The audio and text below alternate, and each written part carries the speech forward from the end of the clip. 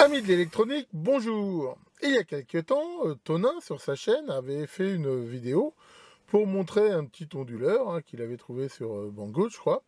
Et à un moment donné, il s'est un petit peu, on va dire, mélangé sur ces notions de tension, de crête, de efficace, ainsi de suite, sachant qu'il, comme il fait souvent, et c'est tout à son honneur, il a refait après une vidéo pour justement éclaircir un petit peu ce point-là, mais suite à ça, j'ai reçu quelques messages de débutants, justement, qui m'ont demandé éventuellement d'approfondir un petit peu ces histoires de tension efficace et ainsi de suite. Donc, on va faire ça. Donc, je vais prendre ma petite ardoise magique ici, comme d'habitude. Et voilà, l'idée, là, c'est pas de rentrer dans des mathématiques et tout ça, c'est toujours rester dans cet esprit de vulgarisation, mais de rappeler quelques bases, sachant que, comme d'habitude, je mettrai en commentaire des liens pour ceux qui veulent approfondir. Donc en gros, en électronique, on va avoir, on va dire, un peu trois types de signaux qu'on va retrouver tout le temps. Il y a les tensions dites continues. Une tension continue, c'est une tension qui, dans le temps, bon, à un moment donné, elle démarre, mais derrière, elle est continue dans le sens où elle varie pas dans le temps. On ne parle pas ici du départ, parce qu'elle n'est pas continue depuis, l'origine des temps, mais ça, c'est ce qu'on appelle les régimes transitoires, on ne va pas en parler ici. Donc une tension continue, c'est une tension donc, qui varie, ou qui varie très très peu, dans le temps. C'est typiquement ce qu'on va avoir avec une alimentation continue, ce qu'on va avoir avec une pile, une batterie, un truc comme ça. Donc voilà, si on la regarde sur un oscilloscope qui montre justement l'évolution d'une tension dans le temps, on a une ligne droite, ça évolue pas. Ensuite, on peut avoir des signaux qu'on appelle apériodiques. Signal apériodique, c'est le bruit, par exemple, c'est ça, c'est des choses comme ça. C'est un signal qui varie dans le temps, mais de façon complètement aléatoire.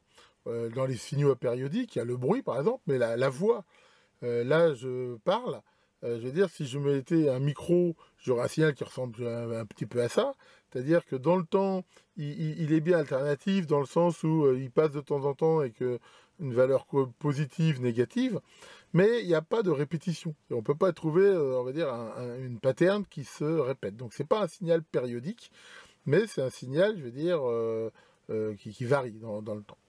Et derrière, il y a ce qu'on appelle des signaux périodiques.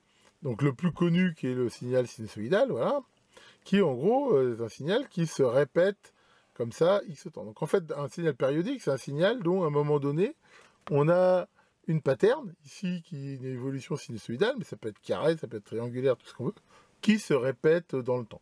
Donc ça, c'est vraiment ce qu'on appelle un signal périodique, et on les retrouve très souvent, bien sûr, en électronique. Donc sur ces signaux-là, qu'est-ce qu'on peut faire comme mesure? Donc si on reprend en effet un signal, pour l'instant périodique, donc repartons ici sur la sinusoïde, voilà, bon, je la dessine comme je peux, mais qu'est-ce qu'on va avoir? On va avoir des mesures, on va dire, temporelles et des mesures, on va dire, par rapport à l'amplitude.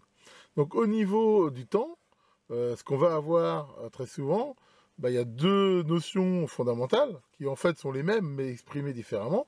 Il y a la période qui est combien de temps dure ici justement la pattern qui se répète. On voit bien que c'est cette pattern-là qui se répète à l'infini.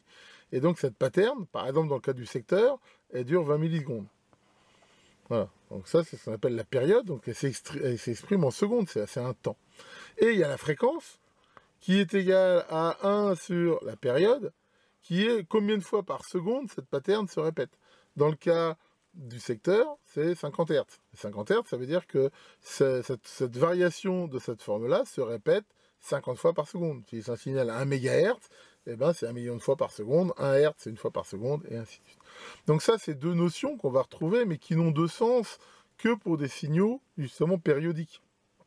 Sur un signal apériodique, qui comme ça, évolue de façon complètement aléatoire, sans répétition, il n'y a pas réellement de période. Bon, alors on peut décomposer ça en série de Fourier machin, enfin, pour l'instant, on va considérer que donc, sur un signal apériodique, il n'y a pas de notion de période, il n'y a pas de notion de fréquence. Au niveau des amplitudes, donc déjà sur un signal périodique, donc reprenons ici ma sinusoïde, qu'est-ce que je vais avoir comme valeur? Ici, je rappelle que là, c'est la ligne 0 volt. Donc, on voit déjà que le signal, il varie. Il a une partie qui est positive ici, voilà, et ici, une partie qui est négative. Et Alors, c'est pas forcément le cas, mais ici, c'est symétrique. C'est-à-dire que la partie positive est symétrique. La partie inversée ici est, je veux dire, la même, mais à de polarité inversée.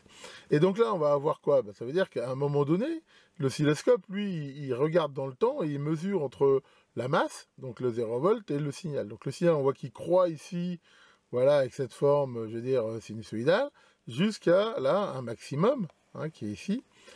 Ensuite, il décroît et hop, il fait la même chose, mais vers un minimum ici qui est négatif. Donc, par exemple, ici, je vais avoir 1 volt, ici, je vais avoir moins 1 volt. Donc, ce qu'on appelle la tension crête à crête, hein, la tension crête, voilà, c'est cette crête-là, à, on va dire, la crête maximum à la crête minimum. Donc, mon signal ici, il fait 2 volts crête à crête. Maintenant, il y a ce qu'on appelle la tension crête. La tension crête, c'est la tension qui a maximum entre le 0 volt et une des crêtes. Alors, ça peut être symétrique ou pas. Donc là, on voit que j'ai ma crête positive à 1 volt, ma crête négative à moins 1 volt. Dans le cas de la tension secteur, par exemple, la tension crête, elle est de 320 volts à peu près. Donc ça, c'est la tension, je veux dire, maximum qu'il peut y avoir par rapport donc au zéro. Donc elle varie périodiquement entre plus 320 volts et moins 320 volts. C'est la tension crête. Après, il y a la notion de tension efficace. Alors, c'est quoi la tension efficace? La tension efficace, c'est la tension qu'il faut pour que un signal dans une charge, par exemple une résistance, apporte la même énergie qu'en courant continu. Alors, c'est assez facile à comprendre en fait. Imaginons que mon signal il débite dans une résistance, donc la résistance, ça va transformer la puissance électrique, hein, qui est égale au produit de la tension par le courant. Hein, j'en ai déjà parlé dans une autre vidéo. Elle va le transformer en énergie et cette énergie va se dissiper sous forme de chaleur.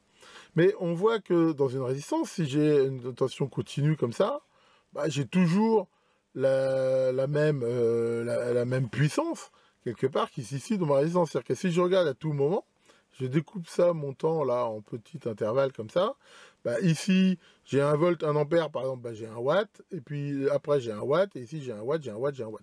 C'est-à-dire que j'ai toujours en permanence 1 watt de puissance instantanée qui débite dans ma résistance. Si j'ai un signal alternatif, par exemple une sinusoïde, encore une fois, qu'est-ce qui va débiter dans ma résistance? Bah, elle va dissiper. Ici, si on continue à le découper comme ça en petits bouts, bah là, au maximum, là, quand j'ai 1 volt, 1 ampère, bah ici j'aurai 1 watt. Mais on voit bien que là, j'ai pas 1 watt, forcément, j'ai beaucoup moins. Et ainsi de suite. On voit que la puissance dans ma résistance, elle augmente petit à petit avec le temps. Elle passe par un maximum qui est égal en effet à celui que j'aurai à tension continue de 1 watt, et après ça rebaisse.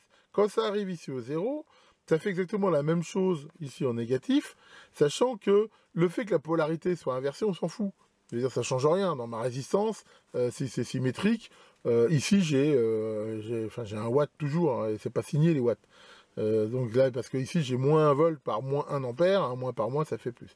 Donc ici j'ai bien 1 watt, je veux dire à ce moment-là, 1 watt à ce moment-là, et je passe par des phases intermédiaires. Mais on voit bien que la puissance totale qui va être dissipée dans ma résistance, c'est pas la même. C'est pas la même parce que sur cette unité de temps, on voit que là, dans le cas d'un signal continu, j'aurais eu 1 watt tout le temps. Pour les matheux, hein, ceux qui s'intéressent, la formule, en fait, hein, d'un signal, en fait, quelle que soit sa forme, sur un échantillon de T donné qui donne sa puissance efficace, hein, c'est la fameuse root mean square, hein, la formule RMS, quelque part, c'est cette formule-là qui, bon, voilà, fait quand même appel à des notions un petit peu mathématiques. Hein, comme je l'ai dit, hein, on retrouve ici cette notion d'intégrale, qui veut bien dire que c'est la somme, en gros, de tous les micro-échantillons, si on veut, qu'on pourrait prendre comme ça dans le temps. Alors, cette formule-là, elle marche quelle que soit la forme du signal, mais elle a des valeurs, je veux dire, connues pour des signaux, je veux dire, très courants. Par exemple, on va en voir 3, on va voir le sinus, on va voir le triangle, on va voir le signal carré. Voilà. Et dans le cas du sinus, eh ben, la tension RMS, c'est la tension crête divisée par racine de 2. Dans le cas du triangle, c'est la tension crête divisée par racine de 3. Dans le cas d'un signal carré, eh ben, c'est la tension crête. Et comme une fois, c'est facile à comprendre. Pourquoi? Parce que dans un signal carré comme ça, bah, on s'aperçoit que pendant la moitié du temps, c'est comme si j'étais en tension continue, et dans l'autre moitié du temps, c'est comme si j'étais en tension continue, mais inversée. Mais on voit bien que la somme de cette surface-là avec cette surface-là, si cette surface-là, je la redressais, en fait, je la mettais là, bah, ça serait comme du courant continu. Donc c'est tout à fait normal que la tension efficace soit égale à la tension crête. Dans le cas du triangle, bah là, c'est différent. Ouais, on voit que bah, c'est cette somme-là, en fait. Hein, et dans le cas du sinus, c'est ça. Bon, vous trouverez les démonstrations mathématiques de ces formules-là. Mais voilà, en gros, c'est ça l'idée du système. Alors, c'est quoi l'intérêt d'avoir des tensions efficaces? Bah, l'idée, quelque part, c'est de comparer ce qui est comparable. Prenons ces deux signaux. Là, j'ai un signal périodique, là, j'ai un signal périodique. Les deux font un volt crête. C'est-à-dire que là, j'ai un volt crête ici, enfin, là, moins 1 volt, hein, donc 2 volts crête à crête. Hein. Ici, pareil, là, j'ai 1 volt et ici, moins 1 volt.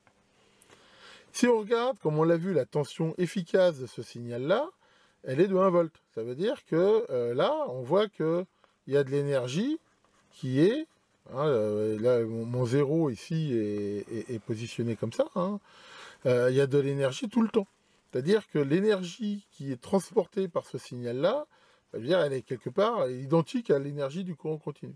Ce signal-là, il fait toujours 1 volt crête et 2 volts crête à crête, mais l'énergie qui est transportée dans ce signal-là, elle est bien moindre, vu qu'on voit qu'elle n'est égale qu'à ça. Donc si je raisonnais que en tension crête, bah, j'aurais quelque chose de complètement fou. C'est-à-dire que l'énergie de ce signal-là n'est pas du tout identique à celle-ci. C'est vraiment deux choses très différentes. Mon pic ici peut être très court, et là, si ça se trouve, j'ai quelques microwatts, alors que là, j'ai 1 watt, par exemple. Donc c'est pour ça que le fait de parler en tension efficace, en RMS, bah, ça permet quand même à un moment donné de comparer ce qui est comparable et de dire que quelle que soit en fait la forme du signal, on résonne avec les mêmes niveaux d'énergie. Alors comment c'est mesuré ça? Alors il y a plein de façons, on va dire, mais pour comprendre hein, et pour simplifier, on va dire que dans le cas des multimètres par exemple, bah justement il y a les multimètres qui sont RMS et ceux qui ne le sont pas. Donc sur les multimètres, par exemple qui mesurent une tension alternative, qu'est-ce que fait un multimètre qui n'est pas RMS? Bah, généralement, il mesure la tension crête et il lui applique un facteur, bah, il le divise par racine de 2 en supposant que c'est une tension sinusoïdale. C'est-à-dire que si ici il mesure 1 volt, bah, ici il affichera 0,7 volts. Et il le fait indépendamment de la forme du signal. Hein, quelque chose qui n'est pas RMS. C'est-à-dire que si maintenant mon signal il est comme ça ou il est comme ça, bah, il fera toujours le même calcul. Et c'est pour ça qu'un multimètre qui n'est pas RMS, c'est un multimètre qui n'est valable que pour une tension alternative.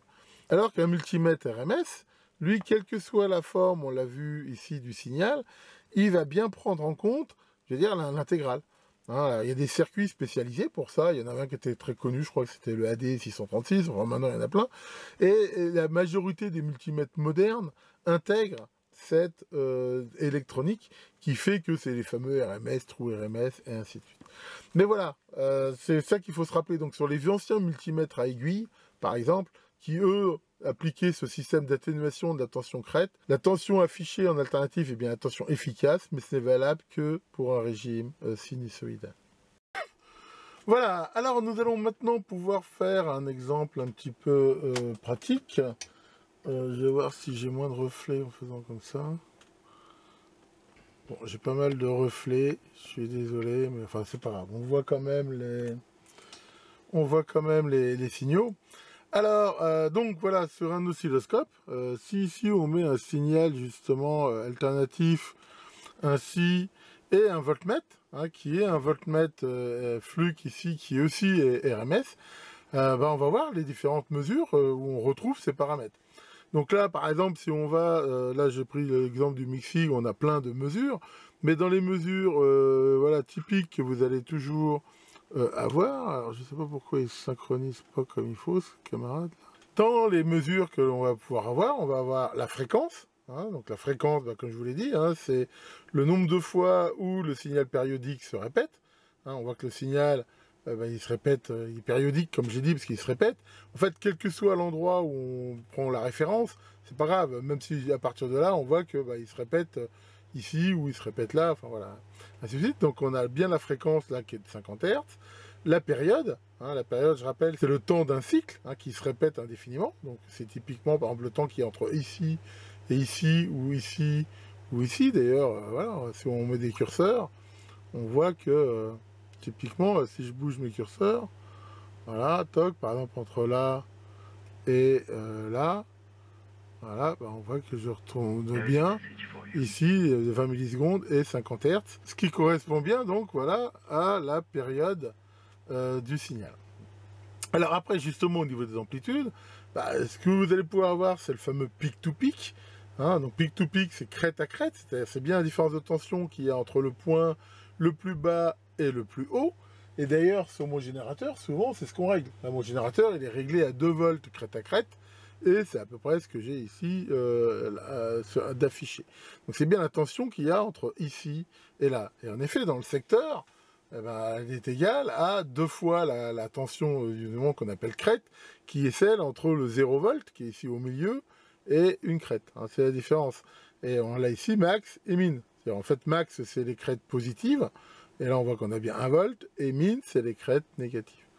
Donc, c'est bien ça qu'il faut retenir.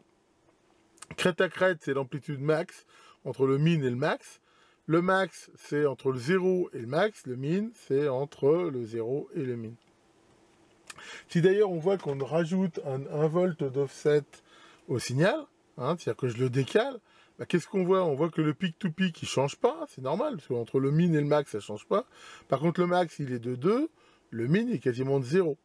Ce qui se comprend. Pourquoi? Parce que maintenant, on voit que la ligne de masse, elle est toujours comme ça. C'est-à-dire que là, j'ai superposé une tension continue à ma tension alternative. Si j'enlève mon offset, eh ben, j'ai ça. Donc, on voit ici très bien les différences qu'il y a entre la tension crête, hein, qui est maximum, et la tension pic to pic.